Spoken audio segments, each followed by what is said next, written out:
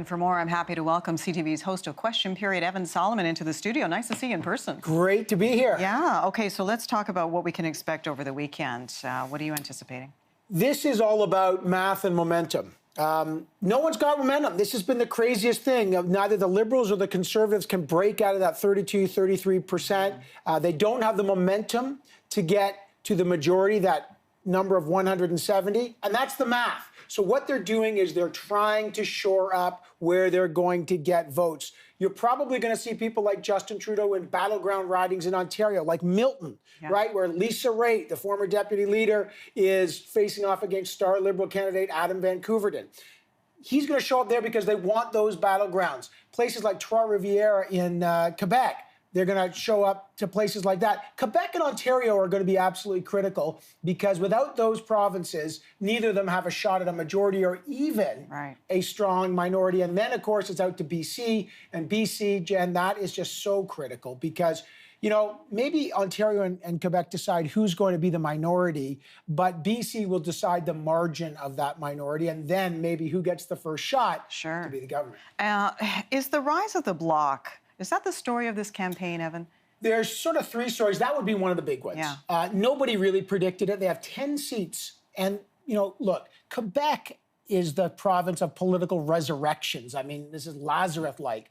They were down to 10 seats. They were a fragmented party. They were in disarray. Blanchet comes in. And suddenly, we've got polls that are talking about not 20, not 30, but actual polling talking about 40 seats. Now, the Liberals didn't see it coming, and the Conservatives didn't see it coming, and the NDP didn't see it coming. So that's one story.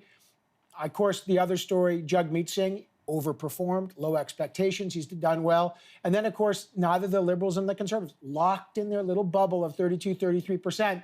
And part of that, Jen, is that there's no defining ballot box question. Instead, we fragmented into regional questions. Quebec's got a question, Ontario, the Maritimes, and out west. Everyone's got their own ballot box. I wanted to ask you this question, though. Is this election a referendum on Justin Trudeau? Because 2015, you know, he just swept. He came from behind in many ways. No one was expecting that. And then it seems like the enthusiasm for him and his party, but his personal brand really has diminished.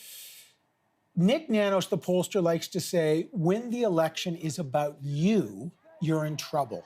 2015 was not about Justin Trudeau. It was about Stephen Harper. It was a change campaign. It was a referendum on Stephen Harper. Justin Trudeau's problem is it's becoming, in some parts of the country, a referendum on him.